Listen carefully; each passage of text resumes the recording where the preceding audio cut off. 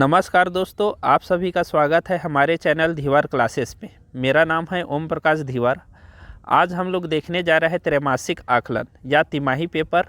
सत्र है 2022-23, कक्षा है 7वीं, विषय है संस्कृत। हमें निर्देश दिया गया है सभी प्रश्न को हल करना अनिवार्य है और दिए गए प्रश्नों के उत्तर इसी प्रश्न पत्र पर लिखना है। हमारा पहला जो पॉइंट दिया गया है वस्तुनिष्ठ प्रश्न के रूप में दिया गया है, इसमें सही विकल्प चुनकर हमें लिखना है। तो हमारा पहला प्रश्न है मंदिरवत पावनम अस्ति। तो मंदिर के समान कौन और पावन है, इसमें हमारा दिया गया है क है धनम, ख शरीरम, ग विज्ञानम और घ है वनम। तो इसका हमारा आंसर आ जाएगा ख शरीरम। आप लोग को आंसर में ख लिखना है, शरीरम लिखना है। इसका उत्तर में नीचे लाइन दिया है। इसके बाद प्रश्न दूसरा पढ़ते हैं हरेली संबंधितः अस्ति, यानी कि हरेली किससे संबंध रख रहा है। यहाँ 4 राज्यों का नाम दिया गया है। तो आप सभी जानते हो हमारे छत्तीसगढ़ में हरेली का त्यौहार मनाया जाता है। तो इसमें क्या क्या आंसर दिया है उसको हम लोग एक बार अच्छे से पढ़ लेते हैं। क है राजस्थान, ख बिहारतः, छ छत्तीसगढ़तः, घ असमतः। तो इसका आंसर हमारा हो जाएगा ग छत्तीसगढ़तः। इसमें आप लोग को ग को उत्तर में लिखना है। अब इसके बाद तीसरा क्वेश्चन है कृष्ण इति पदस्य वार्तायाः। तो इसमें हमारा ऑप्शन दिया गया है क हरितः, ख पीतः, ग रक्तः, घ श्यामः। कृष्ण इति पदस्य तात्पर्य, यानी कि कृष्ण इसमें से जो दिया गया है उसका तात्पर्य क्या है।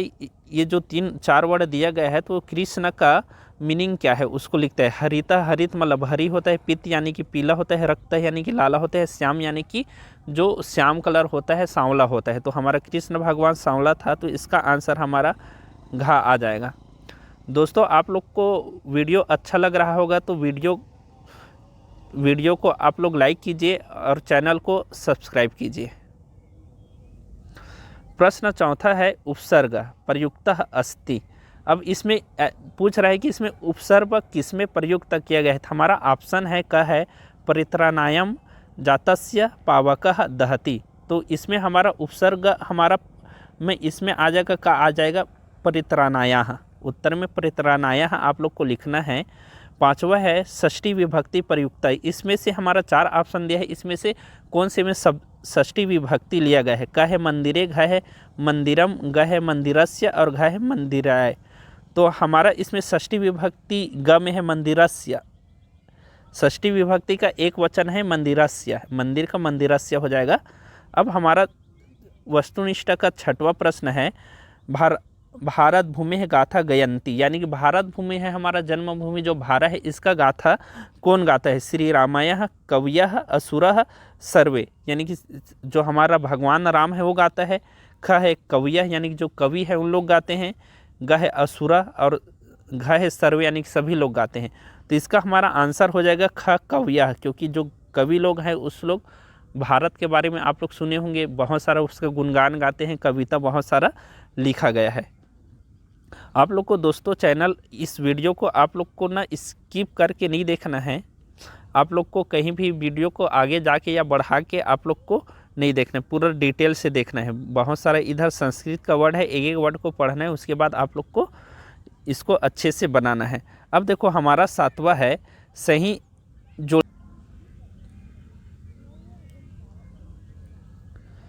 जोड़ी बनाइए का। दूधाधारी मंदिर में क्या आ जाएगा, मंदिरम आ जाएगा। खरून नदी तटे, खरून नदी तटे में क्या होता है, मेला भराता है, इसमें मेला पका आ जाएगा। उसके बाद पत्रकारिता विश्वविद्यालय, तो ठाकुर प्यारे लाल आ जाएगा। और मनोर जनाए में नंदन कानन आ जाएगा। तो इसका आंसर हमारा आप लोग देख लोगे।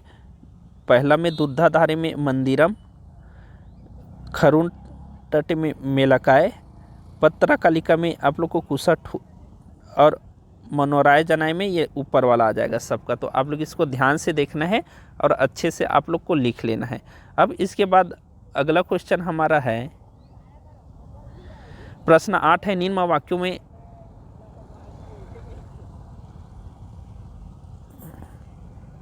निम्नलिखित वाक्यों में रेखांकन पदों का संधि विच्छेद कीजिए।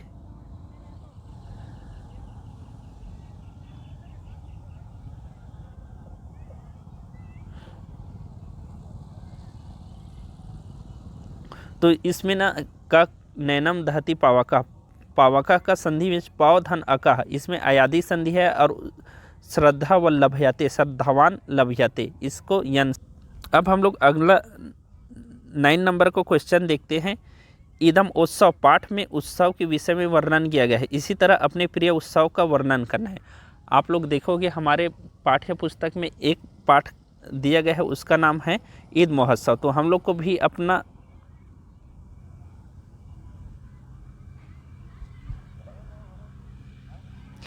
एक फेवरेट त्यौहार के बारे में लिखना है। तो हम लोग हमारा एक फेवरेट त्यौहार दिवाली के बारे में लिख रहे हैं।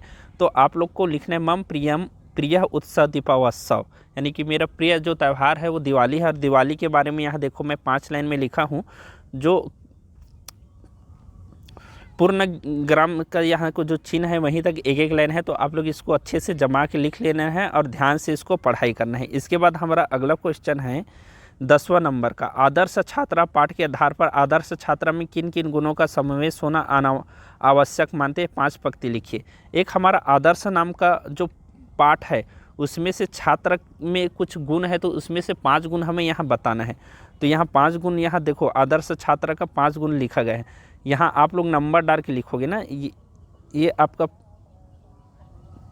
पहला नंबर हो जाएगा और ये दूसरा नंबर हो जाएगा, ये 3, ये 4 और ये लास्ट 5। 5 पॉइंट दिए है। देखो यहाँ पूर्णग्राम है, यहाँ तक आप लोग को डाल के लिखना है।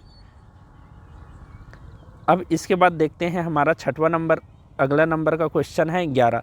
दिए गए आरेख के आधार पर 4 वाक्य निर्माण कर लिखिए। देखो एक आरेख दिया गया है, इसको ध्यान से देखना है।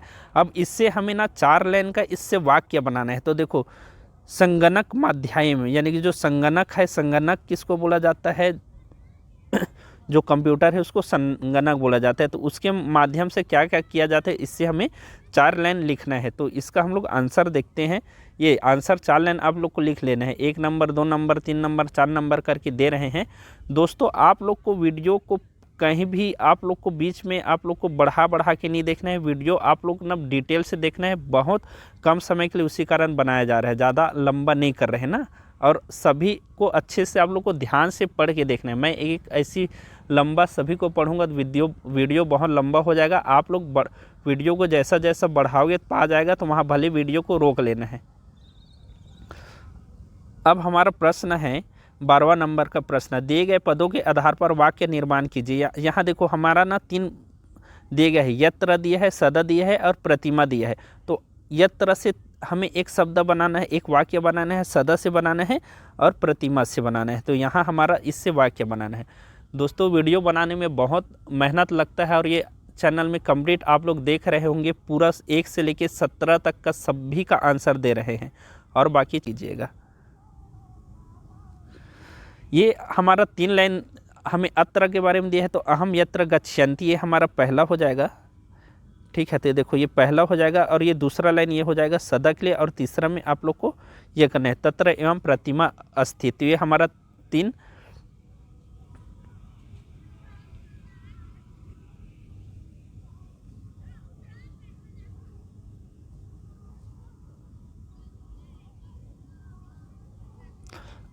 लाइन लिखने के लिए बोला है, तो आप ये देख लेना। अब हमारा अगला प्रश्न है 13वां नंबर का प्रश्न है, दिए गए एक श्लोक का भावार्थ लिखिए। देखो इसमें एक श्लोक दिया गया है, इसका भावार्थ लिखना है। हमारा पाठ्य पुस्तक से ही लिया गया है। तो एक इसको आप लोग ध्यान से पढ़ोगे।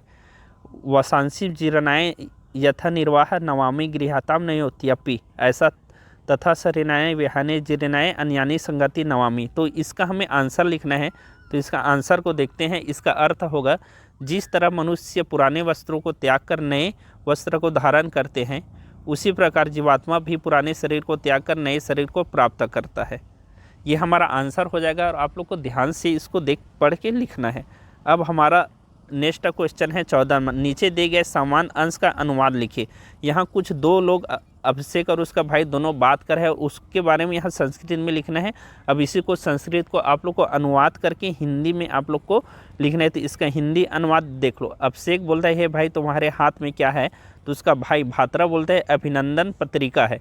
तो अभिषेक बोलता है किसकी अभिनंदन पत्रिका है, तो भ्राता बोलता है अरे भाई तुम नहीं जानते हो, मेरा जन्मदिन है। तो अभिषेक बोलता है यह बहुत ही खूबसूरत तस्वीर है, उसमें लिखा रहता है, इतने ही उसमें लिखा गया है, ये उसका अनुवाद है। अब नेक्स्ट क्वेश्चन देखते हैं। नेक्स्ट क्वेश्चन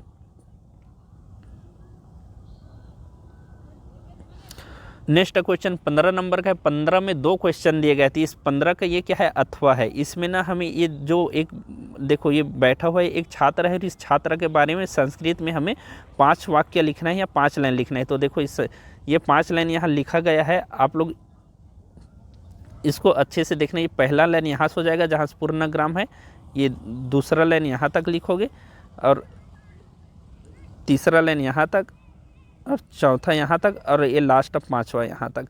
छात्र जीवन के बारे में 5 लाइन लिखा गया है, आप लोग इसको पढ़ लेना है और ध्यान से पढ़ना है। अब हमारा अगला क्वेश्चन की तरफ बढ़ते हैं। अगला क्वेश्चन है क्वेश्चन नंबर 16 है।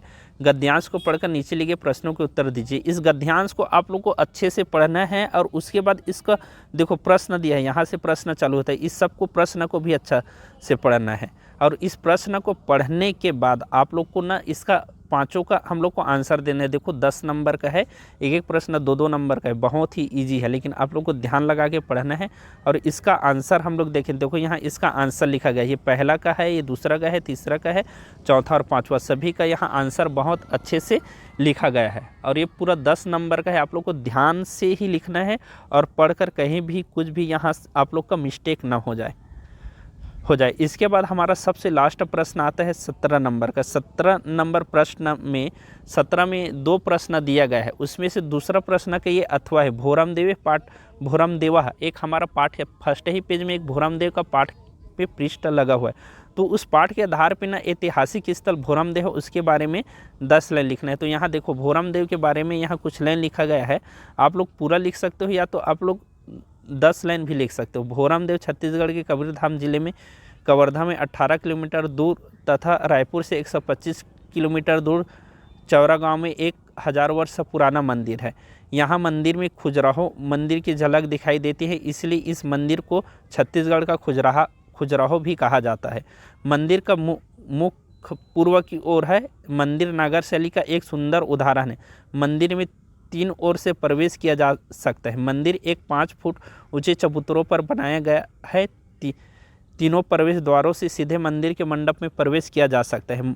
मंडप की लंबाई 60 फुट है और चौड़ाई 40 फुट है।